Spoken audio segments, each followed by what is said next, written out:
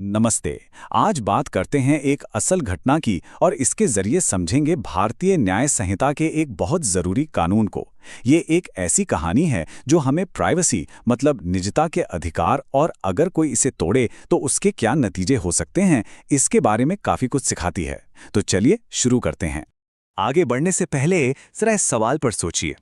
आज का जो डिजिटल जमाना है ना, उसमें ये एक ऐसा सवाल है जिसका जवाब हम सबको पता होना ही चाहिए। और इसका जवाब, हाँ, वो हमें आज की कहानी में मिलने वाला है।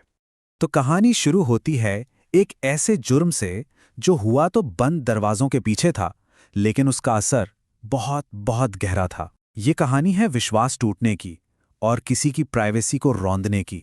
तो कहानी में दो मेन किरदार हैं। एक है नरेश, जो एक मोबाइल फोन की दुकान चलाता है, और दूसरी है कविता, जो उसी इलाके में रहती थी। एक छोटे से शहर की ये मामूली सी लगने वाली कहानी बहुत जल्द एक बड़ी कानूनी मिसाल बनने वाली थी। और यहीं से सब कुछ गलत होना शुरू हुआ। नरेश ने जानते हैं क्या किया? उसने चुपके से कविता की निजी तस्वीरें खींच ली, उसकी मर्जी के बिना, उसकी जानकारी के बिना, जब वो अपने घर के आंगन में थी। और ये सिर्फ एक तस्वीर खींचने की बात नहीं थी, ये तो किसी की सबसे सेफ जगह, उसके घर में घुसकर उस पर हमला करने जैसा था। लेकिन बात यहीं पर खत्म नहीं हुई। मामला सिर्फ प्राइवेसी तोड़ने का नहीं था, अब ये ब्लैकमेलिंग और धमकी तक पहुंच गया था। नरेश ने उन तस्वीरों को कविता के खिलाफ एक डिजिटल हथियार की तरह इस्तेमाल करने की धमकी दी। सोचिए, जब किसी के साथ ऐसा होता है तो डर लगना तो जाहिर सी बात है। लेकिन कहानी का जो अगला हिस्सा है ना, वो हमें हिम्मत और सही वक्त पर सही कदम उठाने की ताकत के बारे में बताता है। देखते हैं आगे क्या हुआ। और ये था कहानी का सबसे बड़ा टर्निंग पॉइंट। इतना डर और शर्मिंदगी महसूस करने के बाद भी कविता ने चुप रहने से इनकार कर दिया। उसने हिम्मत करके अपने परिवार को सब कुछ सच सच बता दिया। ये वाकई में बहुत बड़ी हिम्मत का काम था। बस उस एक हिम्मत भरे फैसले के बाद चीजें बहुत तेजी से आगे बढ़ीं। कविता की फैमिली ने उसका पूरा साथ दिया और फौरन एक्शन लिया। उन्होंने पुलिस में शिकायत की, जिसके बाद नरेश को गिरफ्तार कर लिया गया और मामला सीधा अदालत पहुंचा। तो अब कहानी पहुंचती है कोर्ट रूम में, वो जगह जहां सच और झूठ का फैसला होना था।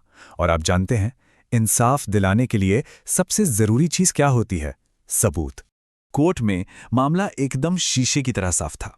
जितने भी गवाह थे, उनकी बातें कविता की कहानी से पूरी तरह मेल खा रही थीं। और सबसे बड़ा सबूत, वो तस्वीरें, वो नरेश के फोन से ही बरामद हुईं। मतलब इसमें कोई शक की गुंजाइश ही नहीं थी कि नरेश ने कविता की प्राइवेसी तोड़ी थी। और देखिए, अदालत ने भी इस केस को कोई छोटा मोटा मामला नहीं माना। उन्होंने साफ कहा कि ये एक महिला के सम्मान और उसकी गरिमा पर सीधा हमला है, और ये एक बहुत संगीन जुर्म है।